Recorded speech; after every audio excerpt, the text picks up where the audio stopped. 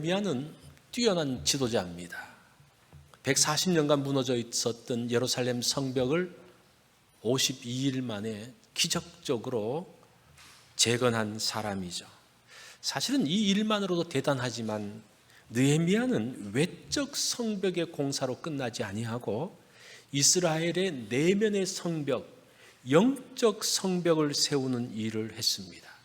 어떤 게 더 어려울 것 같아요? 외적인 공사하는 게 더 어려울 것 같아요? 사람의 마음을 다시 공사하는 게 어려울 것 같아요? 그래서 사실은 성벽 공사하는 데는 52일 걸렸다면 사람들의 내면의 영적인 성벽을 공사하는 데는 12년이 걸려요.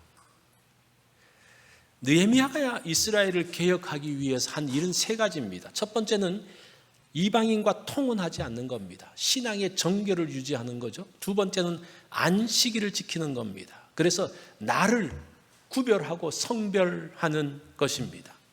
세 번째는 11조를 드리는 겁니다. 11조를 드림으로 인해서 성전이 활성화될 수 있도록, 그래서 제사장과 레위 사람들이 그곳에서 봉사할 수 있도록 하는 일들을 했습니다. 느헤미야가 이것을 위해서 예루살렘 총독으로 있는 12년 동안 헌신의 힘을 다했습니다. 그렇게 예루살렘은 외적으로 견고해지고 영적으로도 잘 준비되어져 갔습니다. 자, 12년이 지나고 난 다음에 다시 페르시아 왕이 부릅니다. 13장 6절을 보니까요, 그때에 내가 예루살렘에 있지 아니하였느니라. 바벨론 왕 아닥사스다 32년에 내가 왕에게 나아갔다가 며칠 후에 왕에게 말미를 청하고.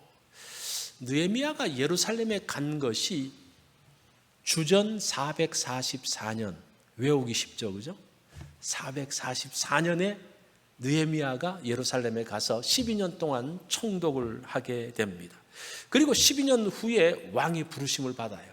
사실은 총독으로 간다는 것은 외지로 나가는 거죠. 한직으로 나가는 거죠. 다시 왕의 궁으로 간다는 것은 다시 발탁되어져서 가는 것을 이야기합니다. 수상궁에 간지 1년 만에, 여기는 며칠 후에라고 되어 있는데 사실은 아마 휴가를 받아서 다시 온 것이 아닌가라는 생각이 듭니다. 이때는 총독의 신분이 아닌 페르시아의 관리로 오게 됐죠. 이 느헤미야는 자기가 12년 동안 있으면서 예루살렘을 이렇게 새롭게 바뀌고 난 다음에 이제 돌아오고 한 1년 정도 지나고 난 다음에 아주 궁금했어요. 과연 예루살렘이 어떻게 변해져 있을까? 늘 궁금했는데 드디어 왕에게 요청해서 예루살렘에 돌아가서 그 장면을 보기를 원했습니다. 그래서 느헤미야 12장과 13장 사이에는 1년 정도의 시간의 차이가 있습니다. 1년 만에 다시 예루살렘으로 온 느헤미야는 예루살렘의 모습을 보면서 크게 충격을 받습니다. 예루살렘의 모습이 다시 옛날로 돌아갔어요. 성전에 있는 레위 사람들이 다 떠나버렸습니다. 그게 10절에 나와요. 내가 또 알아본 즉 레위 사람들이 받을 몫을 주지 아니하였으므로 그 직무를 행하는 레위 사람들과 노래하는 자들이 각각 자기 밭으로 도망하였기로. 이 레위 사람들이 성전에서 섬기면서 11조를 통해서 이제 생활을 했는데 그 더 이상 11조가 들어오지 않고 끊어져 버렸습니다. 그러다 보니까 자기가 먹고 살기를 위해서 전에 있었던 곳에 가서 이제 땅을 경작하고 그러면서 살게 되었습니다. 노래하는 사람들, 성전에 일하는 사람들이 다 가버렸습니다. 그런데 우리가 그냥 이 말씀을 그냥 읽어보면요, 야, 그 레위 사람들이 뭘 이렇게 먹고 사는 문제 때문에 그래. 그런데 사실은 여기에 도망하였기로라는 단어를 보면요, 위협을 느껴서 도망한 것으로 되어져 있어요. 이 도망하였다라는 단어, 바라흐라는 그 히브리어 단어가 성경에 몇 군데 나오는데 창세기 27장 43절에 보면 야곱이 팥죽의 장자를 사고 이 에서가 화가 나가지고 동생이 장자의 축복받는 걸 화가 났을 때 그 엄마가 빨리 도망가라 그럽니다. 그때 요 단어를 써요. 그 다음에 모세가 애굽 사람을 죽이고 난 다음에 바로가 모세를 잡으려고 했을 때에 도망간다라는 단어도 여기 쓰고, 또 사울이 다윗을 잡으려고 했을 때도 이 단어를 쓰고 있어요. 그러니까 여기서 자기 밭으로 도망했다는 말이 뭔가가 먹을 게 없어서 뭐 그런 이유도 있지만 더 심각한 것은 이 레위 사람들이 더 이상은 거기서 살 수 없을 정도의 그 성전에서 있을 수 없을 정도로 큰 위협이 있었다라는 것을 이 단어를 통해서 말해 주고 있습니다. 누군가의 위협에 의해서 도망간 겁니다. 그 힌트가 사실은 5절에 나와요. 5절을 보면 이 도비야라는 사람이 나옵니다. 이것은 대제사장 엘리야십이 한 일인데 어떤 일을 합니까? 도비야를 위하여 한 큰 방을 만들었으니 그 방은 원래 소재물과 유향과 그릇과 또 레위 사람들과 노래하는 자들과 문지기들에게 11조로 주는 곡물과 새 포도주와 기름과 또 제사장들에게 주는 거제물을 두는 곳이라. 이 도비야가 누굽니까? 암몬 족속이잖아요. 암몬 족속으로서 이스라엘에 들어와 가지고 정말 성벽을 건축하는 것을 온갖 방해를 했던 사마리아 총독인 산발락과 함께 방해했던 사람이 도비야입니다. 그런데 이 대제사장이 느헤미야가 떠나고 난 다음에 도비야에게 방 하나를 줘요. 성전에 방을 줘요. 사무실을 만들게. 그게 어떤 방이었나? 여기 보니까 소재물을 넣는, 소재물은 곡식 제사를 드리기 위해서는 소재물이잖아요.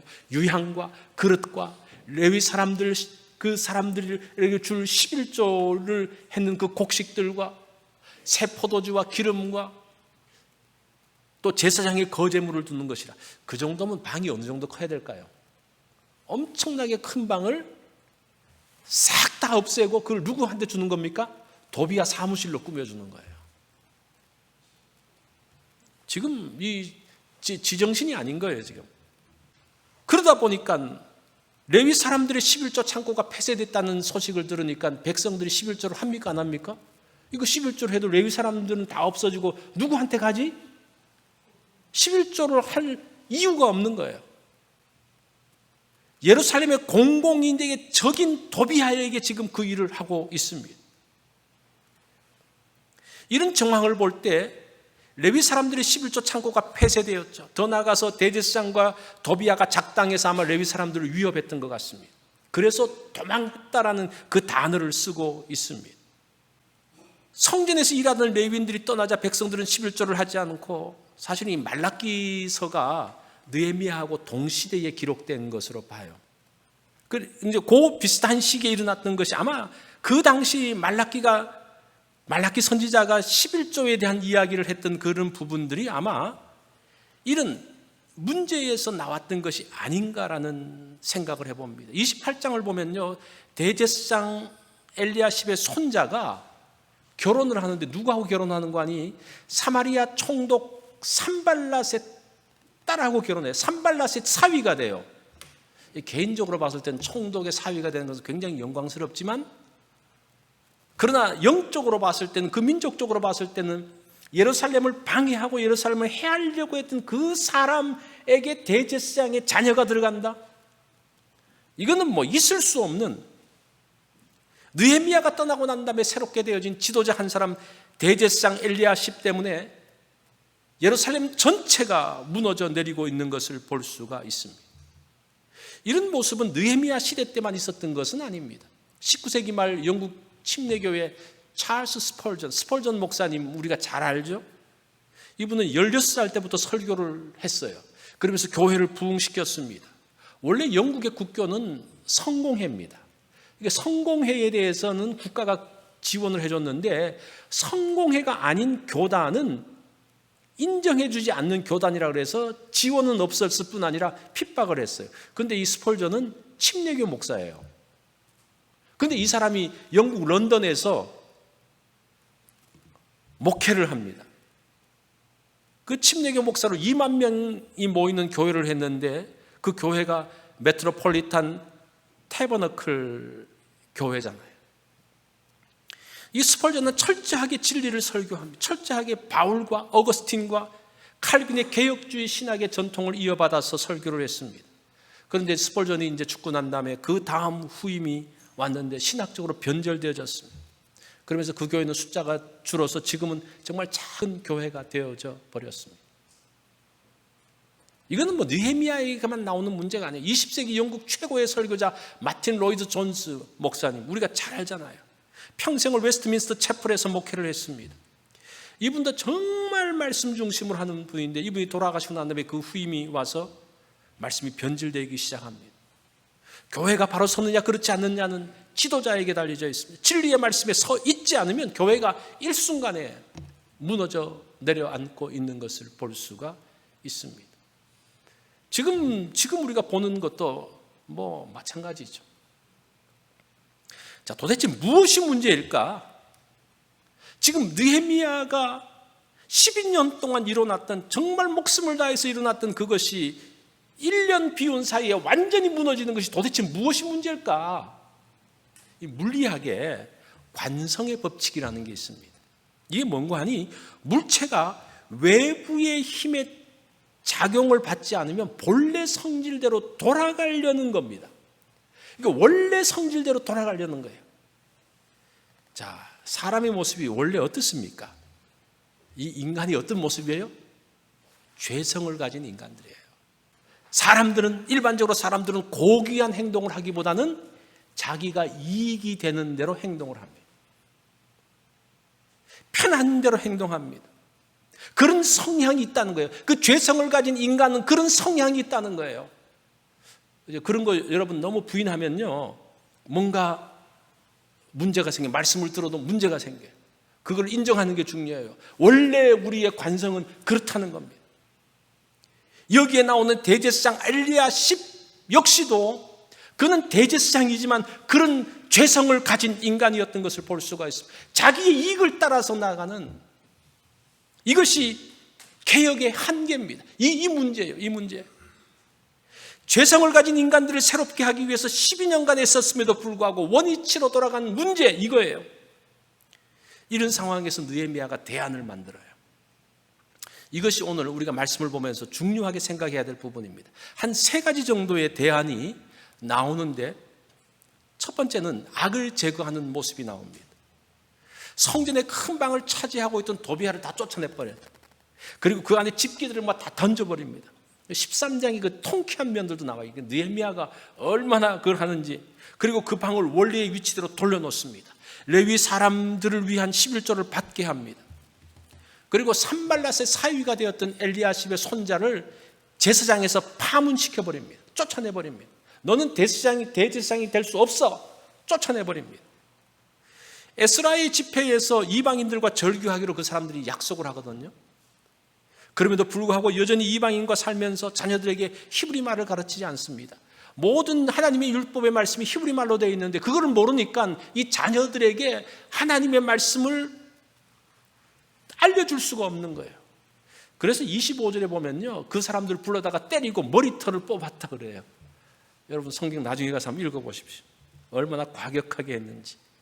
17절을 보면 내가 유다의 모든 귀인들을 꾸짖어 그들에게 이르기를 너희가 어찌 이 악을 행하여 안식일을 범하느냐. 안식일을 범하는, 아마 그 일은 귀족들이 아마 뭔가를 주관했던 것 같아요. 귀족들이 자리세도 받고 그러다 보니까 돈이 나오니까 장사꾼을, 야 그래 너 자리에 돈 얼마 내. 돈이 나오니까 그 안식일에도 그 장사를 하게 했던 것 같습니다. 그 사람들에게 이야기합니다. 그렇게 하지 말라고 합니다. 그리고 안식일에는 성문을 닫아버립니다. 문마다 보초를 세웁니다. 안식일에 장사하기 위한 사람을 부르다가 너 다음부터 그러면 잡아 가둘 거야 경고합니다. 느헤미야가 처리하는 걸 보면 속 시원하게 그냥 처리해요. 느헤미야가 조금 과격한 면이 있어 보이는 것처럼 보이지만 이것은 억지 제재가 아니라 진리에 대한 분명한 태도예요. 어떤 관점으로 보느냐에 따라 좀 다르죠. 자, 이런 문제, 악을 제거하는 것이 첫 번째입니다. 두 번째는, 이게 조금 중요한데, 제도화하는 작업을 합니다. 느헤미야는 잘못된 것을 고치고 잘못된 사람을 파문하는 데서 그치지 않습니다. 율법의 말씀이 작동할 수 있도록 제도적인 장치를 만듭니다. 그리고 민장과 귀족들, 민장은 그 행정관리들을 이야기하죠. 그 사람들과 함께 의논을 합니다. 도비아를 성전에서 쫓아내고 그 방을 원래의 기능대로 만들어 놓습니다. 레위 사람들을 위한 11조를 방치하지 않고 그 일의 책임자를 세웁니다. 이게 중요하거든요. 쫓아내고 다음부터는 11절을 거두십시오. 그리고 끝나는 게 아니라 그 일이 계속될 수 있도록 제도적인 장치를 만들어요. 13절의 내용입니다. 내가 제사장 셀레마와 서기관 사독과 레위 사람 부다야를 창고지기로 삼고 마따냐의 손자 삭굴의 아들 하난을 버금으로 삼았나니, 이 버금이라는 것은 그와 비슷한 위치의 사람, 그런 뜻입니다. 이는 그들이 충직한 자로 인정됨이라. 그 직분은 형제들에게 분배하는 일이었느니라. 사람을 세우고 난 다음에 정확하게 임무를 알려줍니다. 안식일을 지키도록 하면서도 정확한 디렉션을 주고 있어요.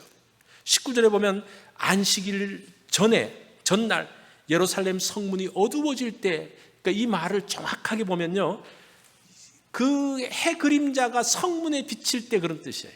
정확한 시간을 알려줍니다. 그때 성문을 닫아라. 안식일에는 사람들이 못 오게 해라. 그러면서 자기 종자들을, 느헤미야가 데려온 사람들을 각 성문마다 다 보초를 세워놓습니다. 잘못된 것을 말하고 징계하는 거 중요하죠. 근데 그걸로 끝나면 안 돼요. 다시 그것을 지킬 수 있는 형태를 만들어주는 게 중요합니다. 뭔가 제도화시키고 정령화시키는 것. 이렇게 말하면 정령화시키는 것을 굉장히 싫어하는 분이 있어요. 그건 뭐 하지 말라 그러면 되지, 알아듣지, 뭘 그걸 이렇게 만들고 이렇게 하고 이렇게 하냐. 바른 것을 알려주면 우리가 알아서 하지. 은혜를 끼치면 말 안 해도 다 하지. 뭘 그걸 가지고 그래요. 과연 그럴까요? 잔 웨슬리는 유명한 설교자였습니다. 이 사람이 살아생전 말을 타고 2만 마일을 다니면서 복음을 전해요. 이분이 그러잖아요. 전 세계가 내 교구라 그러면서 얼마나 열심히 복음을 전했는지 모릅니다. 이 웨슬리가 가서 말씀을 전하는 곳마다 사람들이 변하고 술집이 문을 닫고 뭐 정말 놀라운 역사가 일어납니다. 자, 그렇게 놀라운 역사를 일으키고 은혜를 끼치고 난 다음에 웨슬리가 한 것이 무엇인가 하니, 어떻게 하면 신앙생활을 잘 할 수 있는가 구체적인 방법을 마련해 줘요. 그래서 그가 만든 그 교단이 감리교잖아요. 감리교가 영어로 뭡니까? 메소디스트거든요. 이게 어디서 나왔는 거 아니? 메소드라는 것에서 나왔어요. 메소드가 방법이잖아요. 이 감리교, 이 웨슬리는 방법을 알려주는 사람, 방법을 알고 그 방법대로 하는 사람들이 메소디스트들이에요. 감리교들이에요. 은혜만 끼치면 되지. 은혜만 끼치면 사람들이 변하지. 웨슬리는 그렇게 생각하지 않아요. 은혜 받은 사람들이 어떻게 하면 그 은혜를 유지할 수 있을까? 그 방법을 정확하게 알려줍니다. 어떻게 기도하고, 어떻게 말씀을 어떻게 보고, 또 어떻게 하고, 하루는 어떻게 살고, 정확하게 알려줘요. 이 은혜. 칼빈은 루터의 종교개혁을 완성한 사람입니다. 루터는 어떤 무브먼트를 일으켰다면 그것을 신학적으로 정리한 사람이 칼빈입니다. 그러면서 이 종교개혁이 어떻게 신학적으로, 어떻게 말씀적으로 맞는지, 그리고 그 사람들이 말씀을 이해할 수 있도록, 깨달을 수 있도록 차근차근 설명했습니다. 그렇게 만든 책이 기독교 강요라는 책입니다. 이거를 기초로 해서 제도를 만듭니다. 치리에 대한 구체적인 방법을 만듭니다. 사실은 여기서 장로교가 시작되어졌어요. 깨달음에서 끝나지 않습니다. 칼빈은 깨달음을 주는 것에서 끝나지 않습니다. 그것이 작동하기 위한 제도를 만듭니다. 이 칼빈이 제네바에서 목회할 때 그 치리가 얼마나 엄격했는지 사람들이 너무 힘들어서 칼빈을 교회에서 쫓아냈어요. 이 목사님하고 못 살겠다 그러면 쫓아냈어요. 물론 나중에는 그들의 요청으로 다시 돌아왔는데 그 정도로 엄격하게 그 말씀의 깨달음에 대해서, 그 깨달음대로 어떻게 살 것인지를 정말 정밀하게 하고 거기에 대한 치리를 행했던 사람이 칼빈입니다. 그러잖아요. 깨닫게만 해주면 되지 뭘 그렇게 하냐. 그렇지 않다는 거예요. 우리 또 하나 볼까요? 성경에서 뭐가 나옵니까? 하나님께서 시내산에 나타나십니다.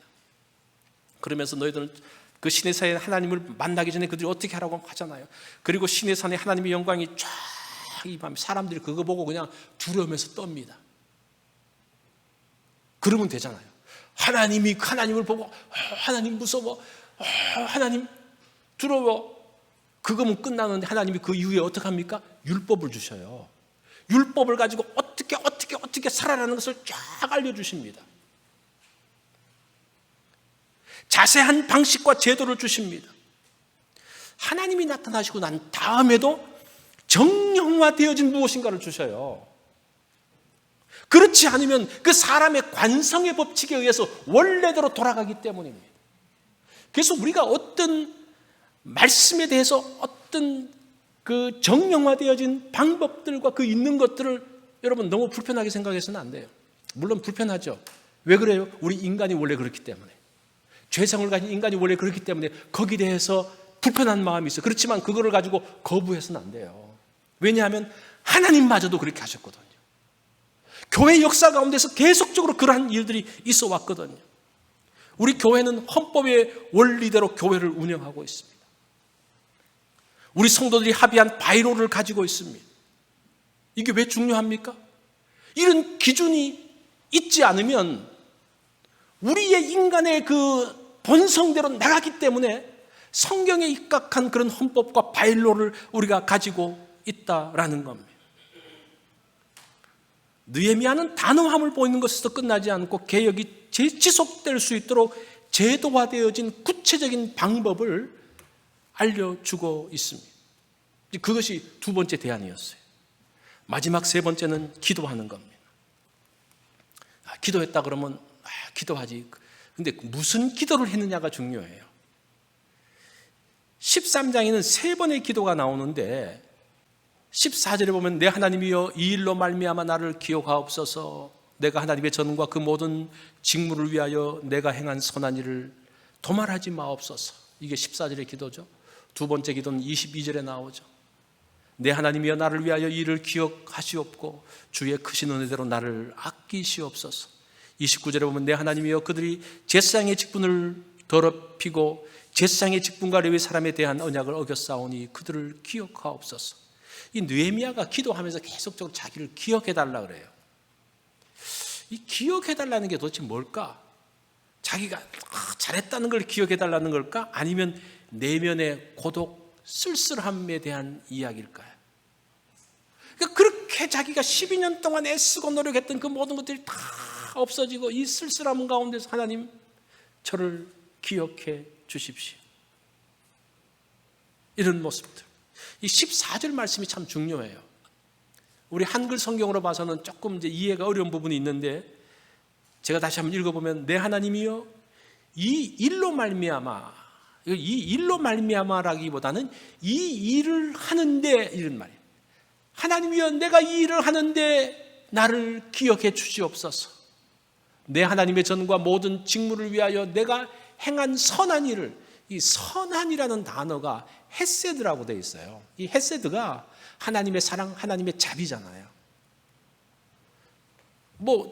느헤미야가 무슨 헤세드를 행했다? 이게 뭔가 안 맞는데 이것은 우리가 좀 이렇게 해석할 수가 있어요.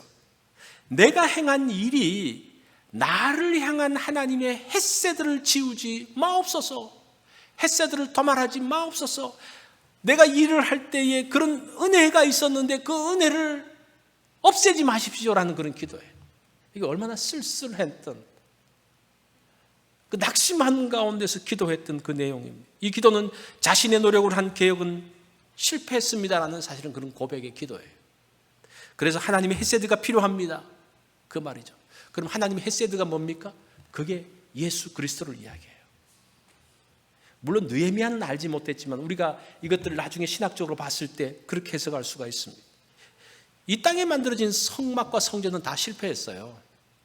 실로의 성막, 이 엘리 제사장 때 완전 다 말아먹었잖아요.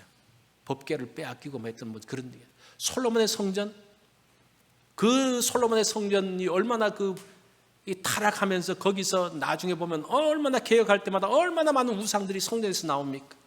스룹바벨의 성전은 지금 느헤미야 때 이 모습입니다. 이 상황이에요.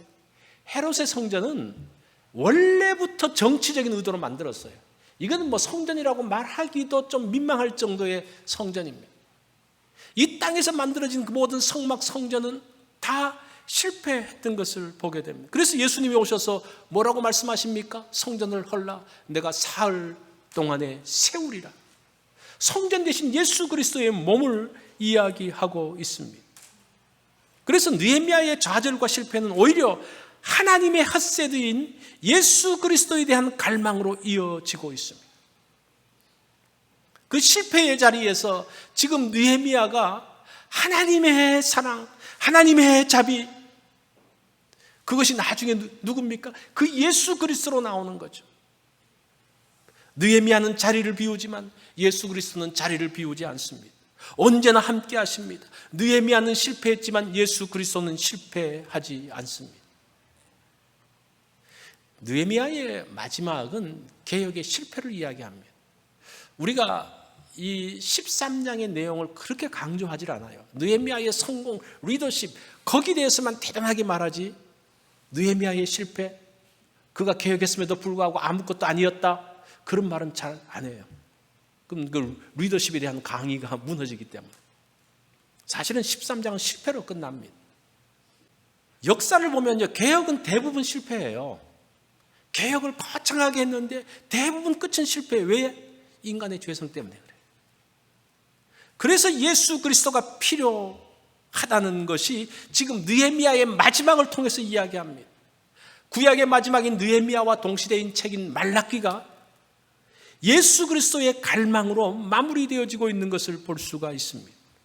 느헤미야의 마지막의 기록은 실패지만 그 실패는 예수 그리스도에 대한 갈망으로 이어집니다. 그렇게 보면 그가 실패했음에도 불구하고 아직도 소망이 있음을 볼 수가 있습니다. 개혁을 위한 노력을 하지만 마지막은 예수님께 넘기는 것이 개혁의 바른 모습입니다. 그럴 때에 바른 개혁이 이어진다는 것. 그렇게 본다면 느헤미야의 개혁은 어찌 보면 개혁의 바른 모습을 가고 있는, 그렇게 구약이 문을 닫고 신약의 문을 여는 그것이 느헤미야 13장의 모습인 것을 보게 됩니다. 자, 오늘 느헤미야를 마무리하면서 저도 나머지를 예수님께 맡기려고 그래요. 느헤미야의 강해의 결론은 마지막은 주님께 맡기는 것이다. 우리가 뭔가 대단한 일들을 하고 내가 이루었고 12년 동안 내가 정말 죽을 고생해서 이렇게 이루었다, 그게 아니라 이렇게 이루은 것 마무리는 주님이 하십시오. 이게 결론이어야 돼요. 우리의 삶은, 우리의 교회의 미래를 주님께 맡기는 것, 그게 느헤미야의 결론이에요. 그러면 예수 그리스도로 인한 새로운 문들이 열려지는 것을 볼 수가 있습니다. 자, 느헤미야를 마무리하면서 우리의 소망이신 예수 그리스도로 느헤미야 강해를 마무리합니다. 이것이